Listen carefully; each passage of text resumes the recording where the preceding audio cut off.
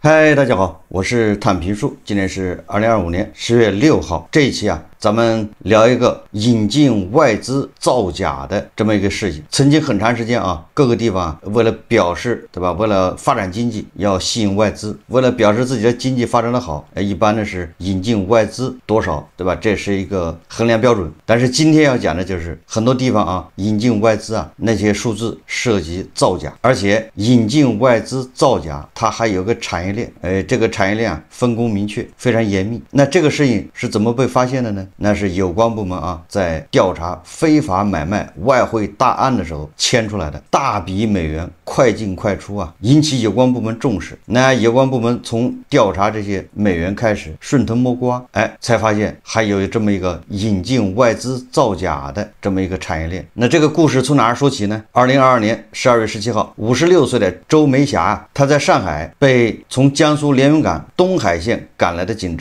察带上警车。那上海怎么会被这个江苏的警察跑到上海去抓走呢？是因为这个女商人周梅霞她大额美元资金频繁快出快进，被这个连云港的警察发现了。1年半以后也就是2024年8月12号，东海县法院认定她非法买卖外汇金额高达近80亿元人民币，情节特别严重，构成非法经营罪，一审判处有期徒刑6年半。这个周梅霞不服上诉，2024年12月26日，连云港市中级人民法院2审裁定驳回上诉，维持原判。这个周梅霞卷入的是一系列引进外资造假案。根据这个法院的判决书说，首先周梅霞直接或经人联系有招商引资任务的地方政府或者企业，商地由周梅霞联系境外美元完成任务，按照每100万美元收取人民币17万元至46万元不等的标准作为费用。谈好条件后，周梅霞以境内支付人民币、境外收取美元等方式购买美元，汇入其购买或注册的境外公司账户，再以外商投资名义转入境外公司在境内各地以投资名义成立的外资公司资本金账户，获取 FDI 认证后， FDI 就是外国直接投资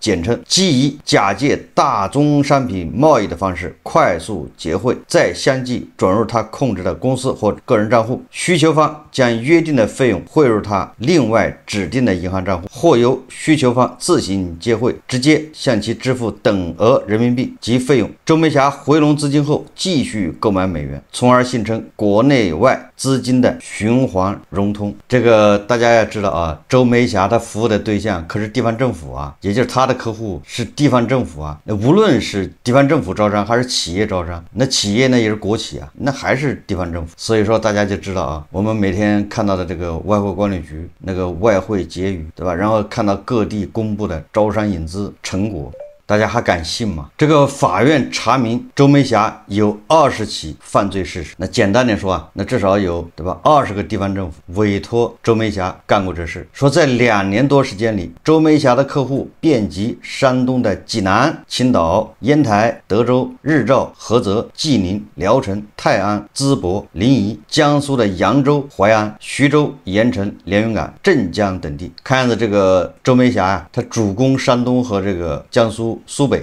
这是他的地盘经审计，涉案境内外资公司共计入账11.598亿美元，折合人民币78.9亿元。周梅霞收取费用共计人民币2.5亿元。由于成本费用难以查明，按照相关司法解释规定，法院以经营数额1/1000计算违法所得，计人民币789万元。看上去好像这金额不大，一共才不到12亿美元。但是有多少个周梅霞呢？难道这种业务只有周梅霞一个人会玩吗？周梅霞只不过是冰山一角，只不过是被抓住了。这起案件揭开了招商引资造假内幕，与周梅霞相关的多名上下游人员被处理。不过目前暂未出现地方政府和公职人员被追究刑事责任的情况。这个是财新网它的一篇报道，叫《拍案惊奇录》。我们接着看这个财新网说大额美元频繁安进出。说这个周梅霞呀，1966年3月出生在江苏南通启东市。1989年从南京大学毕业后，回到老家检察院工作。2000年，周梅霞选择下海经商，投身房地产领域。2015年前往上海涉足保健品生意。周梅霞自述啊，新冠疫情以来，原来的保健品生意越来越不好做，便逐渐转向做招商引资生意。自2020年下半年起，他专门帮人引进外资的生意。在周梅霞的业务中啊，与政府直接对接的引进外资大单，一部分来自江苏盐城射阳县。他先后与临海镇射阳经济开发区达成合作，牵线人是他的下属高海燕。高海燕1976年生，早年在政府工作，2005年到上海经商，2018年开始跟着周梅霞做保健品生意。据周梅霞与高海燕供述，2020年5月份之后，大家记住了啊，这个都是口罩期间。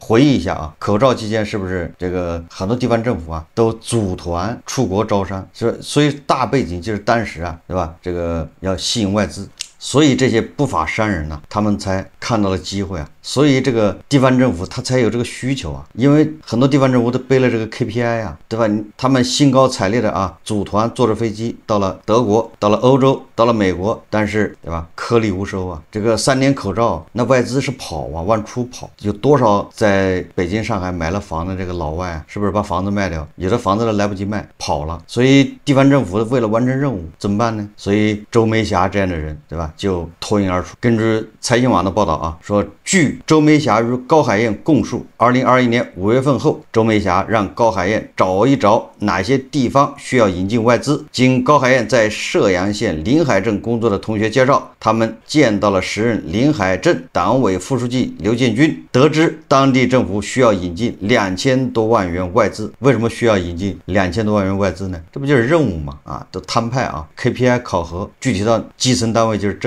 那有的镇有那个经济开发区啊，那你这开发区就得负责招商引资啊，也不多啊，2000万美元。临海镇方面提出希望费用优惠一点，银行开户和税务方面政府会出面帮忙解决。也就是你这么的资金往来，不管以什么名义往来，到了这个外资这个账户上，对吧？专项账户上，然后再汇出去，来回涉及到票据，对吧？又涉及到税，哎，政府说了这些我来搞定。最后双方商定，每完成100万美元的引进任务，可获得26万元人民币的奖励。达成意向后，周梅霞准备了一家香港公司作为股东，临海镇政府提供办公室，高海燕以其丈夫做法定代表人，办理了公司登记注册，再到银行开户，找税务部门办理手续。为结汇方便，高海燕又到浙江稠州商业银行在上海的一个支行开了资本金账户。为推进与临海镇的合作，周梅霞等人先后成立了2家公司。在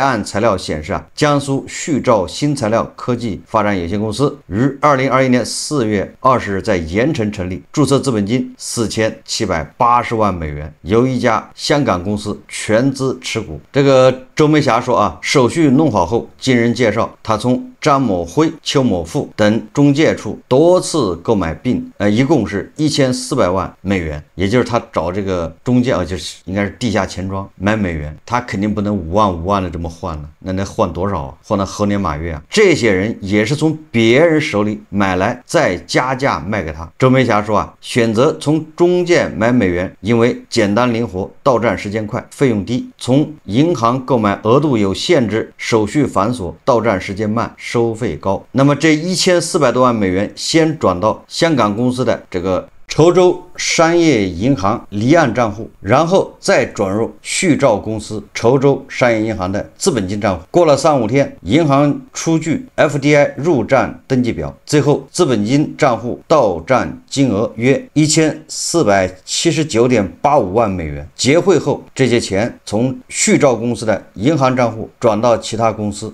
这个从香港公司啊，在稠州商业银行的离岸账户，然后还在稠州商业银行啊，是再转到旭兆公司资本金账户。好，这样的话，稠州商业银行就出具 FDI 入账登记表，就表示这个美金啊到了这个资本金账户。然后这个旭兆公司啊，它在结汇就变成人民币。那变成人民币之后呢，这个钱转到了江苏安品金属材料有限公司。那这个问题就来了，你从一个公司转转到另外一个公司，那这个钱是干什么用的？你不能说资金往来，对吧？那他这个就是变成一个假合同，说要从这个旭兆公司向江苏安平金属公司购买大宗商品，那你不就要支付货款吗？这钱就到了安平金属，那这里面又涉及到这个税务开票了，对吧？因旭兆公司税务方面开票出现问题，2021年9月7号，周梅霞又安排人成立了江苏春丝纺织有限公司，注册资本为4980万美元，也是由港资全资持股。春丝公司资本金账户到账金额4979.82万美元。周梅霞说这些美元也是从前述中介处购买，通过 FDI 入站验证后再进行结汇。周梅霞称春丝公司结汇是在张家港保税区购买大宗化工品，再加价卖掉。周梅霞等人得到的奖励金来自盐城市纺织染整产业园实业开发有限公司，该公司由涉阳县政府全资控股，多笔记账凭证显示，付款内容为代管委会支付外贸到账奖励，也就是你看政府给这个不法商人周梅霞的奖励他是通过国企支付的，代为支付。时任盐城市纺织染整产业园区招商局局长江海正言称，该产业园与临海镇政府是一个机构2块牌子，涉阳县每年对他们的外资引进考核任务为3000万美元。他当时与周梅霞等人具体对接，按照县里给的外资激励政策，奖励标准是 2.5%， 即100万美元给2.5万美元的奖励。此外，产业园在此基础上再加1倍。最后达成的协议是引进100万美元给周梅霞等人26万人民币。协议是以盐城纺织产业园公司名义和周梅霞方面签约，协议上没有写明要求的投资总金额。达成协议后，临海镇提供办公场地，剩下的业务包括工商注册、税务办理、银行开户都是周梅霞等人自己操作。江海称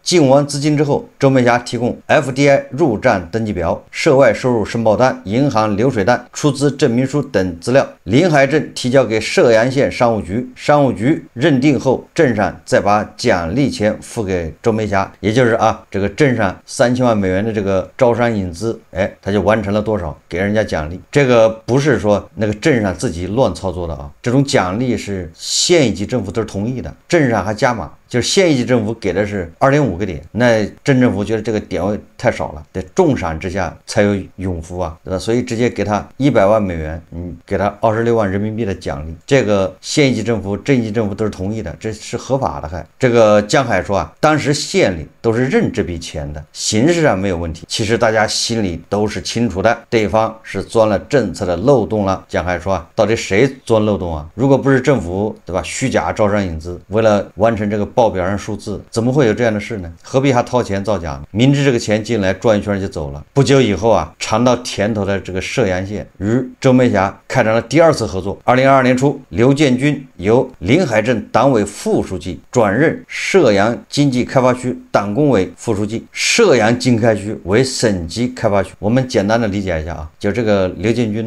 跟这个周梅霞合作，完成了招商引资任务，得到了提拔，对吧？由这个镇上的这个经开区变成了涉阳市的经开区，不升了一级吗？你看看造假有好处居然还能升官。周梅霞说刘书记调到涉阳开发区，就让负责招商的人跟我联系，说他们需要完成4000万美元的外资任务。周梅霞认为，之所以有回头客，得益于自己服务做得好，且收费不高，童叟无欺对吧？价格公道客户体验好滴水不漏，对吧？前期合作愉快，所以很多客户又再找了他，也会把他推荐给其他地方政府。刘建军曾告诉他，任职的地方因招商引资任务完成的好，在市里被表扬了。你看看这个刘建军能够升官，实际上就跟他招商引资有关系。他这个招商引资就是通过周梅霞造假的。2022年3月2日，周梅霞控制的上海苏浙贸易有限公司与江苏涉阳经济开发区投资集团有限公司签订投资合作协议。苏浙公司承诺引进项目外资2022年不低于4000万美元，并符合涉阳经济开发区的产业政策、环保政策、土地政策以及其他相关法律法规和政策要求。企业的名称以工商部门核准为准，对吧？你想要招这个新能源汽车没毛病，人家就给你整一个新能源汽车。如果你想招商引资做芯片的，人家给你整一个芯片公司啊，你想要什么样的，给你整一个，对吧？就是这么牛。投资协议明确了如何奖励及兑现。苏浙公司享受奖励办法中外资奖励，实际引入外资每到账100万美元现汇注册资本金。涉阳金投奖励其27.5万元人民币。你看啊，这还多了1万5，对吧？前面不是100万美元给26万人民币奖励吗？现在是变成了27万5人民币了啊，涨价了。在收到银行 FDI 入账登记凭证或商务部门网站公布数据后，共5个工作日内，涉阳金投将奖励资金打到苏浙公司或其指定账户。此后，周梅霞安排了成立了一家外资公司，新公司在2022年3月9日注册登记，股东为香港公司。通过 FDI 入账验证后，最后资本金账户的到账金额是4350万美元。2022年8月至2023年1月，涉阳县政府所属国有独资公司江苏泰智荣事业发展有限公司多次向苏浙公司转账，备注为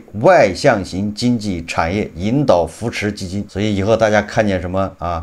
产业引导扶持基金，不要大惊小怪，这个很有可能是给中介付的佣金呢。你说这叫什么事啊？这个判决书显示啊，2021年4月至2022年11月，经高海燕等人联系，由周梅霞为盐城纺织产业园公司涉阳金投完成外资任务，约定每100万美元收取人民币26万元至27.5万元费用。周梅霞提供香港银达通贸易有限公司、香港金友贸易有限公司、香港银州有限公司等境外公司资料，在涉阳县注册成立旭兆公司、春思公司、江苏本野金属材料有限公司等3家外资公司，将非法购买的美元汇入上述境外公司账户，再以外资投资款名义将1.08亿美元汇入上述境内公司资本金账户，获取 FDI 入账单后，即假借贸易结汇转出到其控制的账户，共收取费用人民币是2312万元，帮助企业完成引资任务。除直接与政府部门对接，周梅霞也经常与企业合作。根据判决书经他联系，周梅霞为中国建筑第8工程局有限公司、中交一公司集团有限公司、中国电建集团、海南电力设计研究院等央企完成外资任务提供帮助，同时也为湖南建工集团、南通建工集团等地的地方国企、私营企业达成了外资引进目标。这里面就有个叫陈俊建设集团，这个是周梅霞的一个大客户。判决书显示2021年11月到2022年12月，周梅霞通过中间人为陈俊集团等单位完成外商投资任务，约定按照引进外资金额 4.7% 的标准，或者每100万美元28万元人民币的标准收取费用。后由周梅霞提供多家境外公司资料，在山东省济南市淮阴区、市中区、天桥区、德州市齐河区等地注册成立12家外资公司，将非法购买的美元汇入上述境外公司账户，再以外资投资款名义将3.32亿美元汇入上述境内外外资公司资本金账户，获取 FDI 入账单后，即假借贸易结汇转出到其控制的账户，共收取费用人民币7091万元。这个陈俊集团是一家建筑公司，其法定代表人、总经理孙民国是山东济南人。1991年开始从事建筑装修行业，2010年成立陈俊集团。孙民国证言说公司的业务范围主要在山东境内从事建设工程，主做政府业务，和政府接触多，联系多。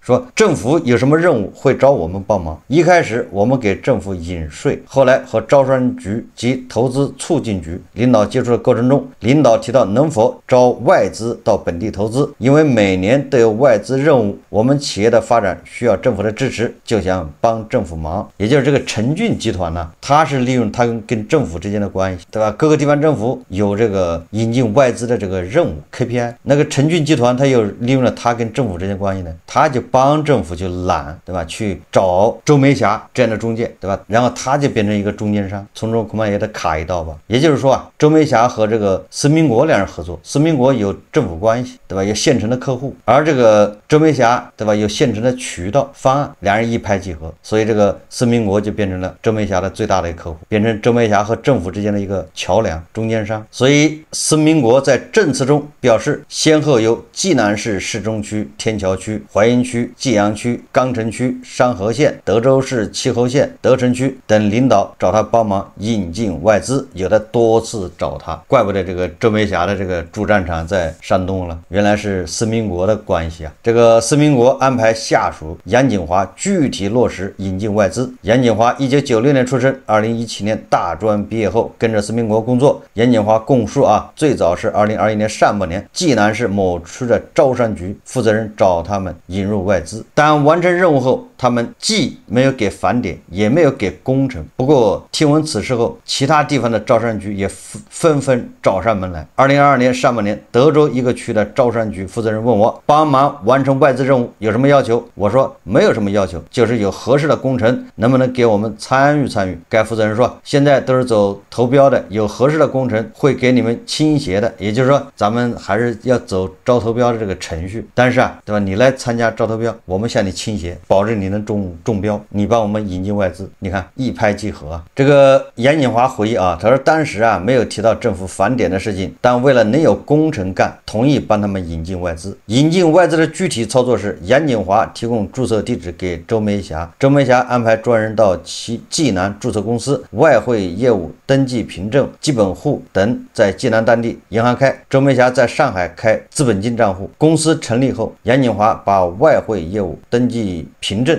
公章、法定代表人印章、法定代表人身份证、营业执照正副本等邮寄给周梅霞。引入外资后，杨锦华将服务费打给周梅霞，周梅霞再把 FDI 凭证给杨锦华。这个 FDI 凭证一拿到手，就表明你这个地方招商引资啊，钱到账了，确认了。其后啊，施明国安排他人用同样的方式陆续帮各地完成引进外资任务。施明国说啊，基本上一个套路，地方政府招商部门给我们多少任务，我们打折，砍一半以上，然后联系周总，周总就联系外汇过来，完成 FDI 认证后，通过微信发给我，我再发给商务局，就算完成任务了。如果有细心的网友啊，应该会发现一个问题，就是周梅霞她注册的公司资本金都是4900多少万美元，都是4900多万美元，都没有超过5000万美元。大家有没有发现，实际上这里面有个门道啊？为什么呢？因为引进外资额度不能超过5000万美元，因为一旦超过5000万美元，它就变成一个省级部门都要重视的一个大项目，所以上面领导就会派人来核实，安排视察，这不就纸包不住火了吗？所以你看啊，他的投资正好卡在5000万美元以下，也就是你这个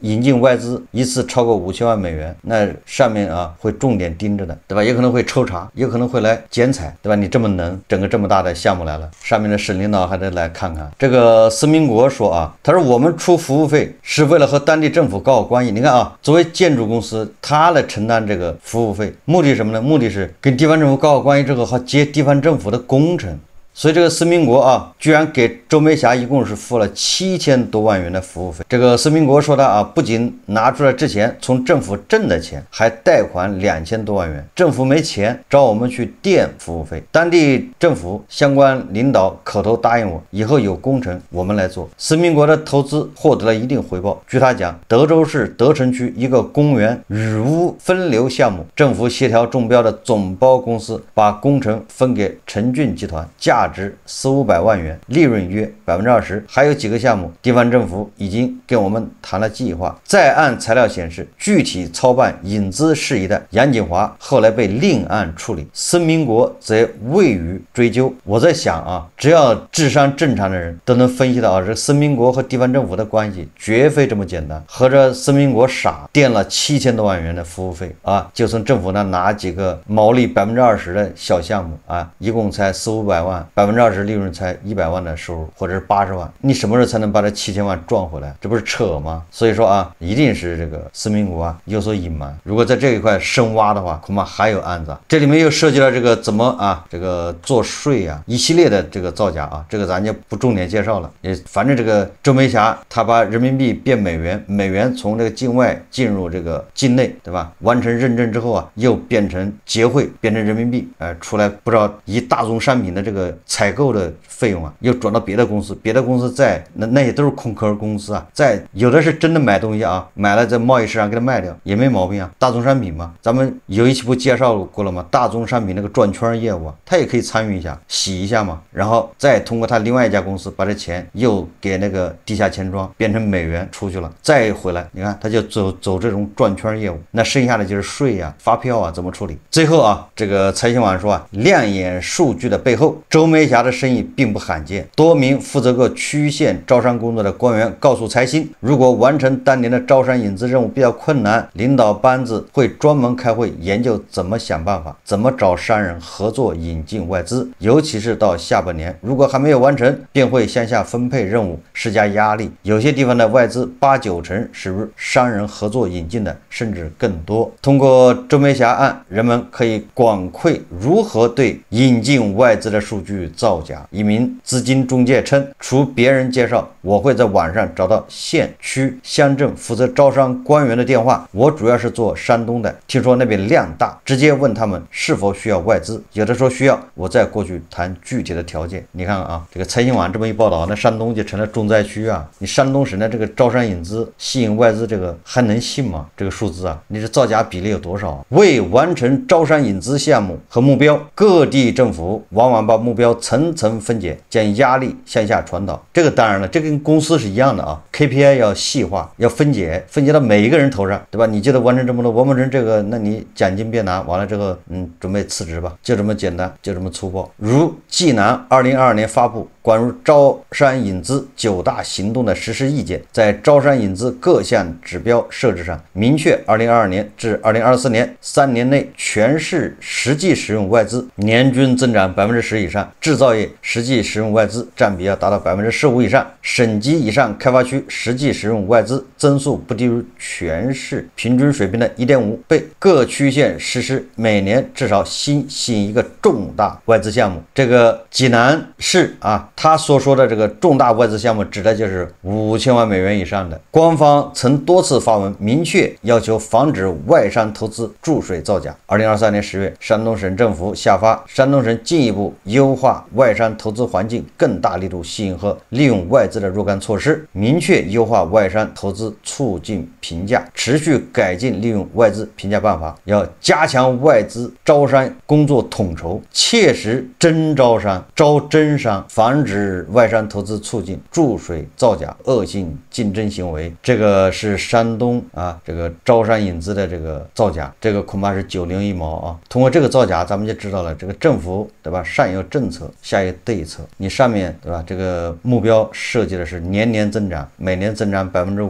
10%，然后这个指标层层分解到最后到落实到每一个人，那人家就得想办法完成，完不成那就造假。所以我们就要想到啊，这光是招商引资有这事吗？所以说啊，你说我们今年目标啊是 GDP 5.5%，那很简单，分解到各个省，各个省又分解到各个市，各个市又分解到各个县，各个县又分解到各个乡镇、各个街道。好了，你们都得按照完成，完不成自己想办法。所以你看啊，年初定目标，年底必然达到，对吧？有哪一次没达到的吗？所以大家就知道了为什么能达到。这就是为什么统计部门公布的数字都是在涨，但是韭菜就是感觉不到，对吧？这体感，然后他们解释啊，这是啊宏观数据啊和微观体感之间的差异，我看是真的和假的之间差异，对吧？韭菜体感是真实的，你那些数字注水太多啊。所以通过这个财新网这个报道啊，实际上咱们就知道了，这个没有不造假，这外商投资这么复杂，对吧？都有人造假，那你说其他的什么投资那些数字，那造假更容易，对不对？那不就是拿笔编一编就完了，像烧一股一样的，后面加个零。所以大家呀，以后啊，对官方公布的数字与你个人之间的这个感觉啊相差很大，甚至有的时候是背道而驰的，不要大惊小怪。这个时候你要相信自己的感觉，相信自己的体感，大概不会错。所以我们再进一步想象啊，你说这个在这种大背景下，那个胡氏上市公公司造假，你怎么杜绝？它能不造假吗？这地方政府都造假。好，这期节目我们就聊到这里啊，感谢大家收看。如果喜欢我的节目，欢迎订阅、转发，也可以在下方留言评论。谢谢大家。